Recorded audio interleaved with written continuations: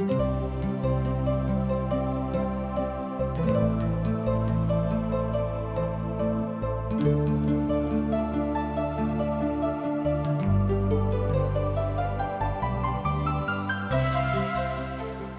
शास्त्र लोकों के बीच परमेश्वर के मूल काज के विषय में बताबैत अछि, जे परमेश्वर के विषय में जनबा के लेल यह आवश्यक अछि। TWR इंडिया द्वारा प्रस्तुत अशक इजोतो के यह उद्देश्य थिको हैं अहाँ सब के परमेश्वर के मार्गों में आगा जाय में मदद सेहो करे, जीवनों के मार्गदर्शक करे। कृपया देखू आ सुनू, जाय सो परमेश्वर अहाँ के जीवनों के मार्गदर्शक ठहरे। आशा के इजोत में एक बेर और हम अहाँ के अभिनंदन प्रभु यीशु मसीह के पवित्र आ मीठ नाम से कह रहल छी। अहाँ आजुक दिन हमर विश्वास अछि कि पवित्र पोथी के अध्ययन में सम्मिलित होबाक लेल तैयार होएब। तन हमरा संगे अहूँ पहिल इतिहासक पोथी तकर 13-14 अध्याय के खोल के राख लिया। इतिहासक पोथी के अय अध्याय में हमरा सब दाऊदक ओहि प्रयासक देखब जे ओ परमेश्वरक वाचाक संदूकक यरूशलेम आनबाक प्रयास करैत छथि। न्यायी लोक काल में, अर्थात जाहि काल में न्यायी लोक छलाह, ओहि काल में जे युद्ध भेल रहे फलिस्ती के संगे, तै प्रभुक वाचाक संदूक ओ सब छीन के हुनका से ल गेल रहन। एहि बातक अध्ययन हमरा लोकनि राजा के पोथी में सेहो कऽ चुकलहुँ हैं। बड़ नीक बात अछि कि आजुक दिन हमरा लोकनि पुनः देखैत छी आ पुनः तकरा सीखैत छी। वाचा के संदूकक अपना अधीन में कनेने रहत, कियाक तऽ ई हुनका सभक दुखक अंत होयबाक दिस धकेल देने रहन। अर्थात जहन ओ सब वाचा के संदूक के इस्राएली सब सँ छीन के लऽ गेल रहत तऽ हुनका सभक देश में दुख आ पीड़ा के आरंभ भऽ गेल रहन। मुदा ओ सब बहुत ठाम, एहिठाम से ओहिठाम, एक जगह से दोसर जगह वाचा के संदूकक लऽ गेल रहत, मुदा यहू से हुनका सभक दुखक अंत नहि भेलनि। तहन ओ सब अंततोगत्वा यह विचार कैलथि कि वाचा के संदूक के हमरा सब इस्राएली लोक के घुरा देबनि। तहन ओ सब एकटा नवका गाड़ी बनवा के ओहि पर संदूकक राखि के आ ओ इस्राएली के देश में वाचा के संदूकक पठा देलनि। मुदा ई संदूक यरूशलेम में नहीं रहेक, ओहि ठाम से बहुत दूरी पर रहेक। आ तकरा बाद फलिस्ती सब संदूकक एकटा नव गाड़ी पर राखि के आ तकरा इस्राएली सभक घुरा देने रहत। एहि बातक अहाँ पहिल सामुएलक पोथी तकर 6 अध्याय में देखने छलहुँ हैं। तऽ जँ अहाँके याद होइत तहाँ याद राखू, आ जँ कोनो कारणे याद नहीं अछि तहाँ लिख के राख लिया, पुनः पढ़ लेब। पहिल सामुएलक पोथी तकर 6 अध्याय। ओहि काल सँ लऽ कऽ अखन धरि संदूक अबीनादाबक लग करीजा जरीन में छलाह, मुदा दाऊद तकरा अनबा के प्रयास अपन राजधानी यरूशलेम में कऽ रहल छथि। ई दाऊदक इच्छा रहन कि परमेश्वरक संदूक ओतऽ कियाक पड़ल रहते, परमेश्वरक संदूक कियाक ने एहिठाम आबिक। एहि बात सँ परमेश्वर दाऊदक ऊपर बड़ प्रसन्न भऽ गेल छथि, बा एना कहियो कि दाऊदक ऊपर परमेश्वर बहुत प्रसन्न भऽ गेलाह। कारण छल दाऊद आत्मिक बातक दिस अपन ध्यान लगाबऽ जा रहल छलाह। मुदा ई बात अलग अछि जे दाऊद एहि बातक अनुचित पथ सँ, अर्थात अनुचित ढंग सँ करबाक आरंभ करैत छथि। अब देखियो, नीक काज अनुचित ढंग से, कनि ध्यान दियौ, नीक काज अनुचित ढंग से दाऊद करबाक इच्छा राखैत छथिन।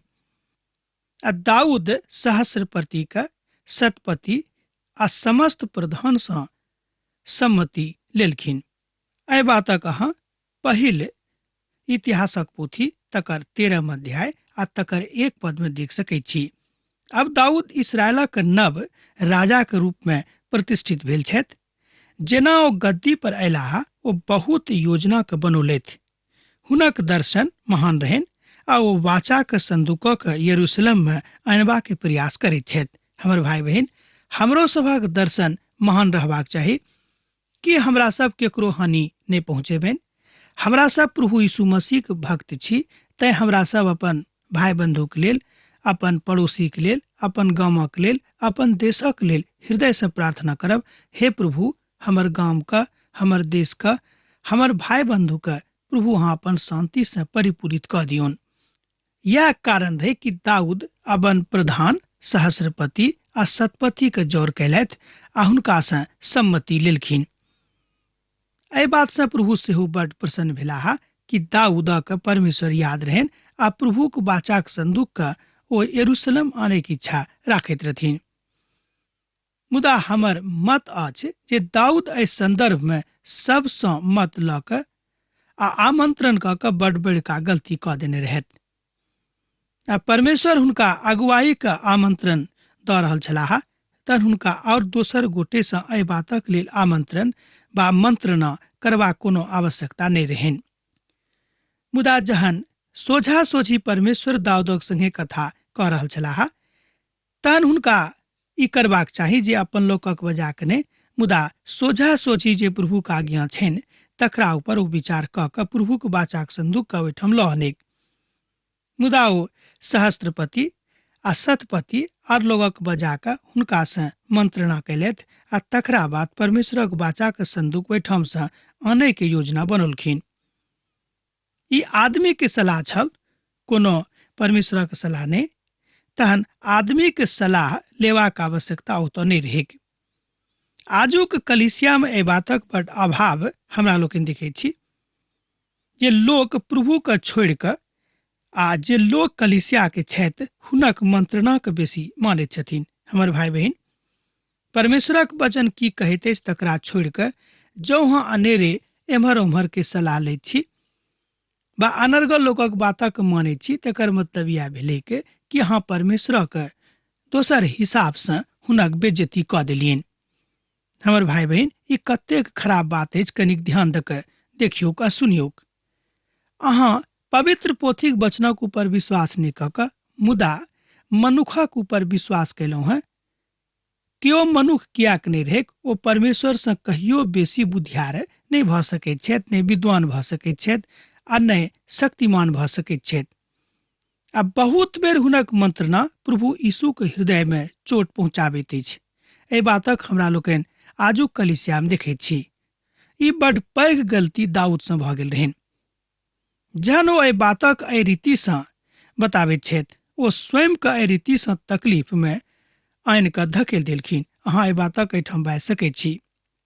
तहन दाऊद इस्राएली के समस्त मंडली से कहलनि, जँ ई अहाँक नीक लागत और ई हमर प्रभुक इच्छा हुएक तऽ इस्राएली के समस्त देश में से जे हमर भाई सब अही गेल अछि आ और जे याचक हुनका संगे और जे लेवी सब अपना अपना चराई बलाक नगरी में रहैत छथि हुनको ओतऽ ई समाद पठा दियौन जे हमरा लग आबि कऽ जौर भऽ जाऊँ और हम अपन परमेश्वरक संदूक के अपन एहिठाम लऽ जायब। यह बात हुनका मन में रहन। किनका मन में? तऽ दाऊदक मन में। हमर भाई बहन, हुनक मनसा बड़ नीक रहन, मुदा जाय रीति से परमेश्वर संदूकक ढोबे के बात बतौने रहत तकरा दाऊद एहिठाम बिसरा दैत छथिन। एहि बातक हमरा लोकनि लय व्यवस्थाक पोथी में देखने छलहुँ हैं आ तकरा सीखने सेहो छलहुँ हैं। साउलक दिनक एकटा कमजोर पहलू छल, ओहि काल में मिलाप बला तंबू में परमेश्वरक आराधना करनाइ बंद भऽ गेल रहैक। आ एकटा खराब प्रभाव सेहो भेलै कि समस्त मिलाप बला तंबूक व्यवस्था एम्हर ओम्हर भऽ गेलै, अर्थात अस्त व्यस्त भऽ गेल रहैक। ई बात बड़ दुखक छल, किएक तऽ साउलक राजक काल में ई बात अहाँ बाजि सकैत छी कि ई घटना घटल रहैक। हमरा सभक जिंदगी में तरह तरहक दुख तकलीफ आबैत अछि। कहियो हमरा सब बीमार पड़ैत छी, कहियो हमरा सबक घर में कोनो केकरो मृत्यु भऽ जाइत छनि, कहियो कहियो हमरा सबक घर में एहन तकलीफ आबि जाइत अछि, ओहि तकलीफक हमरा लोकनि बखान कोनो शब्द में कोनो भाषा में नहि कऽ सकैत छी। किएक तऽ कहियो कहियो विचित्र तरहक तकलीफ हमरा सभक जिंदगी में आबैत अछि जे हमरा सभक जिंदगी के झकझोर के राखि दैत अछि। तहन की ओहि काल में अहाँ परमेश्वरक बिसरा देबै बा हम परमेश्वरक बिसरा देबनि? ई बात उचित नहि अछि, किएक तऽ पवित्र पोथी बाइबिल बेर बेर एहि बातक कहैत अछि कि अहाँ डेरायब नहि, हम अहाँक संगे छी। एक बेर हम और अहाँक स्मरण दिया दैत छी कि पवित्र पोथी बाइबिलमे 366 बेर एहि बातक बतायल गेल अछि कि डेरायब नहि, हम अहाँक संगे छी। मुदा जे काज परमेश्वर जेना करबाक लेल नियुक्त कयने छलाह, ओहि रीतिसँ ओहि काजक करबाक रहनि, मुदा दाऊद ओहि काजक ओहि रीतिसँ नहि कराबैत छलाह। लेवी सब डेरा गेल छलाह। अब वाणी एक ठाम जा रहल छथि जे वाचाक संदूकक यरूशलेम आनल जायक। अर्थात ई वाणी समस्त इस्राएली राष्ट्र में पसरि गेलै कि वाचाक संदूकक यरूशलेम आनल जायक। आ समस्त मंडली एहिठाम बाजि उठलाह जे हमरा सब एहि तरह करब, कियाक तऽ ई बात हुनका सभक नजरी में उचित मालूम पड़लनि। जहन समस्त मंडली के पूछल गेलै कि अहाँ सभक की मनसा अछि, परमेश्वरक संदूकक ओते रह दियैक वा एहिठाम आनियैक, तऽ ओ सब एक मत से कहलनि कि हाँ, परमेश्वरक संदूक अहाँ ओहिठामसँ एहिठाम लऽ आनू। ई समस्त लोक आम सहमति रहनि, अर्थात ई समस्त लोकक के आम सहमति रहनि। सब केओ एहि बात से राजी भऽ गेल रहथि। ओ सब केओ संदूकक यरूशलेम में आनय चाहैत रहथि, अर्थात समस्त मंडली दाऊदक विचार से सहमत छलाह। एहि तरह हमरा लोकनि देखैत छी कि परमेश्वरक वाचाक संदूक जे बहुत दिन से ओतऽ पड़ल रहैक, आब दाऊदक नगरी में अर्थात यरूशलेम में आबऽ वाला रहैक। तहन दाऊद मिस्र के सीहोर से लऽ कऽ हमातक घाटी धरि के समस्त इस्राएली के एहि दुआरे जोर कयलथि जे परमेश्वरक संदूक के ओतऽ से अर्थात किर्यतयारीम से लऽ जाकऽ आनै के। एहि बातक अहाँ पहिल इतिहासक पोथी तकर 13 अध्याय आ तकर 5 पद में देख सकैत छी। पहिल सामुएलक पोथी तकर 7 अध्याय में एहि बातक उल्लेख मिलैत अछि। आर ओ सब संदूक से अजीब भऽ जाइत अछि, अर्थात एना अहाँ कहियौ कि फलिस्ती सब संदूक से आजीज भऽ जाइत छथि आ हुनका सभक मनसा रहनि कि ई संदूक एहिठाम से जायक, मुदा ओ सब इस्राएली सीमाना में संदूक के पहुंचा देने रहथि। आ तकरा बाद ओहि देश में जे संदूकक कारणे गड़बड़ी भेल रहै से शांत भऽ गेलै। आ तहन दाऊद समस्त इस्राएली के लऽ कऽ गेलाह, जे किर्यतयारीम सेहो कहाबैत अछि, आ ई दाऊदक भाग में छलनि, जाहिसँ परमेश्वरक संदूकक ओतऽ सँ लऽ आनैक। एहिठाम एकटा विद्वान कहैत छथि कि दाऊद कतेक भाग्यवान मनुष्य छलाह कि पिता परमेश्वर हुनका एहि बातक ज्ञान, एहि बातक अवसर, एहि बातक बुद्धि देलनि कि ओ परमेश्वरक संदूकक ओतऽ सँ एहिठाम लऽ आनैक, अर्थात किर्यतयारीम सँ यरूशलेम में लऽ आनैक। परमेश्वर अहूँके बहुत अवसर दऽ सकैत छथि जँ अहाँ परमेश्वरक संगे खूब नीक सँ रहबैक आ प्रभुके चरण में बनल रहबैक।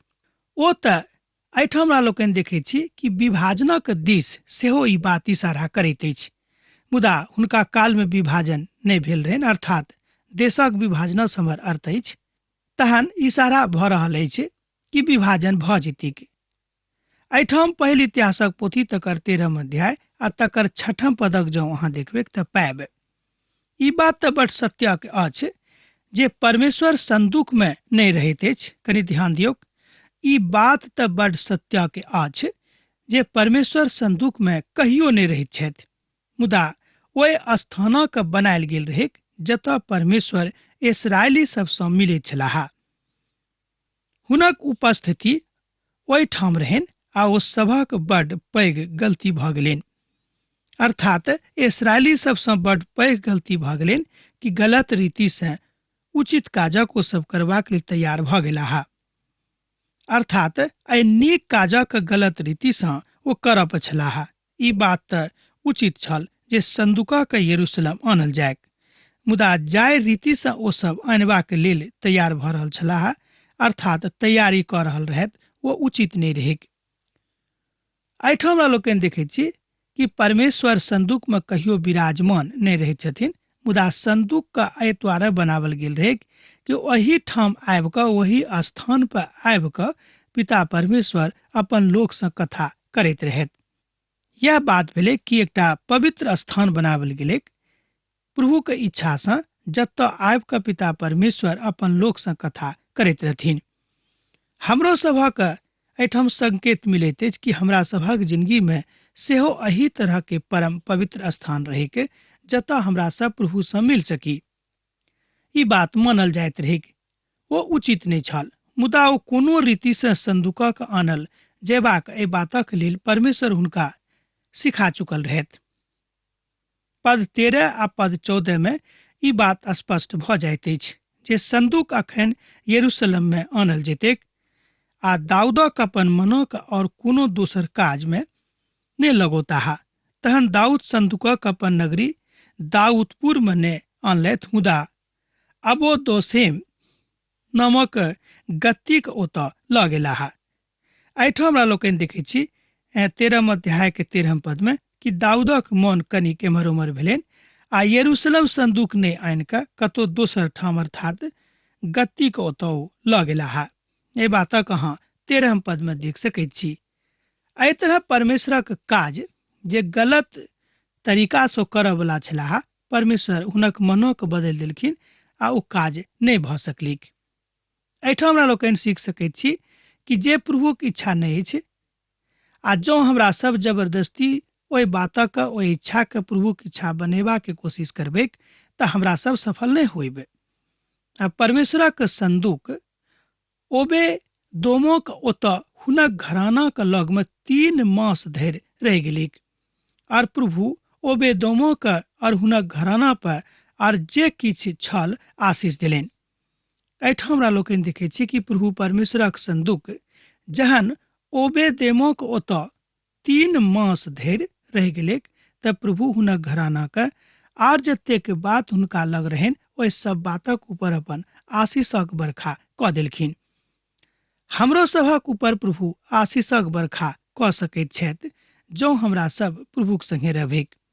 एहि बातक हमरा लोकनि एहिठाम 14 पद में देखलहुँ हैं। अध्याय 14 में हमरा सब देखै छी जे दाऊदक परमेश्वर बढ़ा रहल छथि और हुनक नाम और हुनक जस बढ़ल जा रहल छनि। और सोरक राजा हिराम अपन दूतक दाऊदक लग पठौलथि और हुनका भवन बनबेबाक हेतु देवदारक लकड़ी आ बढ़ई मिस्त्री के सेहो पठा देलखिन। एहि बातक अहाँ 14 अध्याय के 1 पद में देख सकैत छी।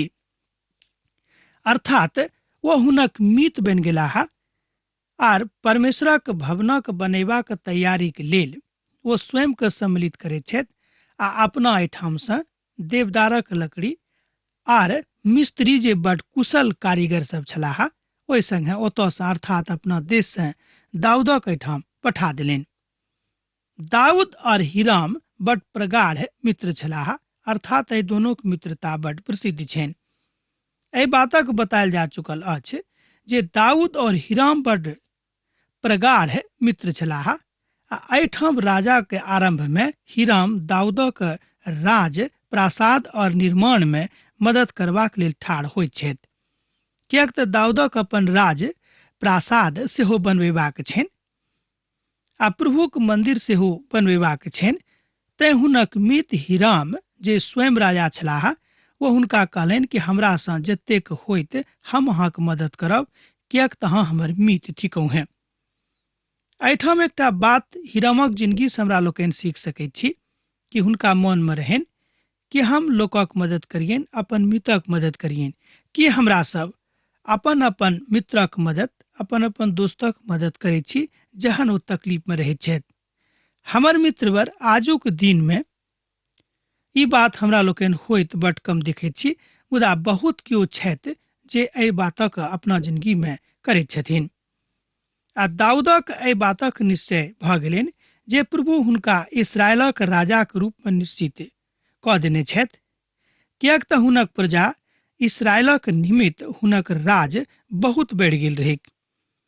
अब दाऊदक विश्वास भेलनि कि प्रभु परमेश्वर हमरा निश्चित रूप में इस्राएलक राजा के रूप में प्रतिष्ठित कऽ देने छथि।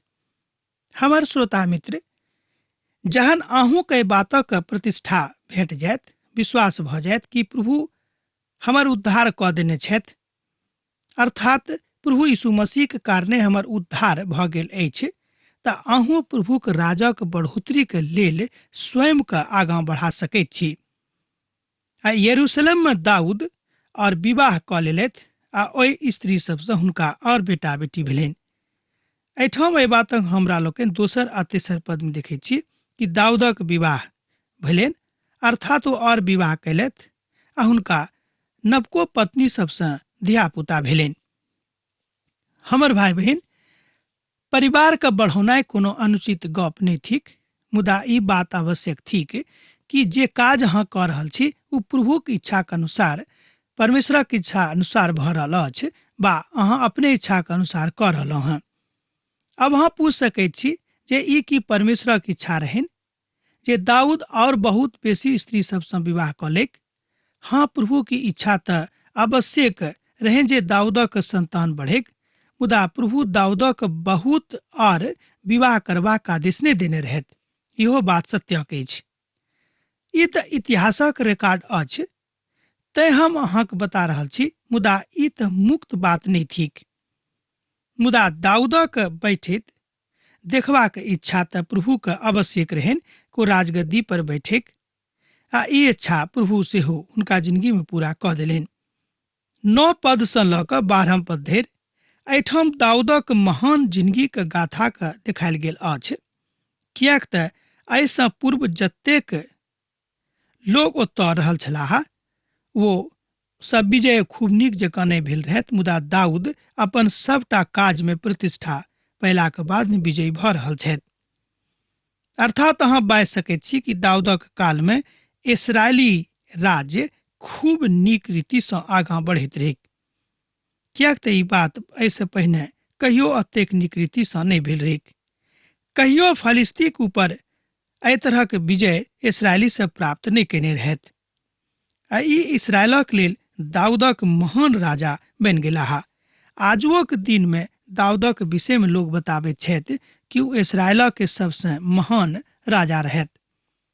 आ पुनः दोसर बेर ओहि तराईमे फलिस्ती सब सावधानसँ रह लगलाह। एहिठाम हमरा लोकनि देखैत छी कि जहन हमरा सब कोनो गलत काज करैत छी तऽ हमरा सब सावधानी पूर्वक रहैत छी, बा दोसर सावधानी हमरा लोकनि तहन करैत छी कि हमरा लोकसँ कोनो गलती नहि भऽ जाए। हमर भाई बहिन, सावधान रहनाइ जिंदगीके लेल बड़ जरूरी थिक, किएक तऽ जँ सावधान नहि रहब तऽ गलती भऽ सकैत छै। शैतान चारो ठाम चारू दिस मनुखक मनमे एहि बातक डालैके लेल सद घड़ी तैयार रहैत छथि कि हम हुनक मनक एम्हर ओम्हर कऽ दियनि आ हुनका मनमे पेश कऽ आ हुनका जिंदगीके बर्बाद कऽ दियनि। आ दाऊद परमेश्वरसँ पुनः पुछलनि आ परमेश्वर हुनका कहलनि, हुनक पीछा नहि करू, हुनकासँ घुरि कऽ तूतक गाछक सन्मुखसँ ओकरा ऊपर छापा मारू। एहि बातक अहाँ पहिल इतिहासक पोथी तकर 14 अध्याय 13 आ 14 पदमे देख सकैत छी। दाऊद पुनः फलिस्तीके पछुआ सकैत रहथि, कारण ओ तुरंत हुनका सभक ऊपर विजय प्राप्त कऽ चुकने रहथि, मुदा ओ अर्थात दाऊद अपन प्रभुसँ एहि बातक पूछनाइ बेसी नीक बुझलखिन। यह छल दाऊदक जिंदगीके भक्तिक राज। आ परमेश्वर हुनका नीक बाटक बता देलखिन कि अहाँ कोन बाट दऽ कऽ जायब जे हुनका ऊपर अहाँ राज करबेक, अर्थात हुनका ऊपर अहाँ विजय प्राप्त कऽ लेबेक। प्रभुक ऊपर भरोसा राखू, अहाँके काज भऽ जायत। ध्यान दियौक, प्रभुक ऊपर भरोसा राखू, अहाँके काज भऽ जायत। पवित्र पोथीक एकटा विद्वान एहिठाम ई स्लोगन दैत छथि कि प्रभुक ऊपर भरोसा राखू आर अहाँके काज भऽ जायत। कि एहि स्लोगनक ऊपर, कि एहि युक्तिक ऊपर, कि एहि अभिव्यक्तिक ऊपर, प्रभुक दासक हृदयक एहि भावक ऊपर की हमरा लोकनि विश्वास कऽ सकैत छी? हाँ, हमरा लोकनि कऽ सकैत छी जँ हमरा सब दाऊदक जकाँ परमेश्वरसँ प्रेम राखैत छी। ई बात अहूँके जिंदगीमे हमरो जिंदगीमे भऽ सकैत छै, किएक तऽ जे बात मनुख नहि कऽ सकैत छथि कहियो परमेश्वर ओहि बातक करबाक इच्छा प्रकट नहि करैत छथिन। यह बात आजुक संदर्भमे अहाँके वा हमरा सिखबाक अछि। प्रभु अहाँसँ और हमरासँ एहि बातक आशा राखैत छथि जे हमरा लोकनि नीक आ पवित्रताके साथ व्यवहार करी, आ जाहि बातक ऊपर हमरा सब विश्वास योग्यतासँ रहैत छी वह विश्वास योग्यता के साथ परमेश्वर संगे हमरा लोकनि रही। अब आजुक अध्ययन हमरा एही ठाम समाप्त करबाक आज्ञा दिया, किएक तऽ अहाँ से विदा होय के काल भऽ रहल अछि। हमरा एहिठाम जेना अहाँ सब पाती लिखैत रहैत छी, लिखैत रहब, बिसरायब नहि। प्रभु यीशु मसीह के नेह सैत घड़ी अहाँक जिंदगी में बनल रहेक। आमीन। हमर विश्वास अछि कि ई कार्यक्रम अहाँ के लेल लाभदायक सिद्ध अछि। हम चाहै छी कि अहाँ अपन आशीषक के हमरा संग साझा करू। जँ अहाँ के नजीक बाइबल सँ आ जीवन सँ संबंधित कोनो प्रकार के प्रश्न भऽ सकै अछि तऽ अपन समस्या के लेल प्रार्थना करबा के लेल जँ चाहै छी तऽ हमरा फोन नंबर पर जरूर संपर्क कऽ सकै छी। परमेश्वर अहाँ सब के लेल एकटा सुंदर, सुखद, आनंदित दिन प्रदान करैक।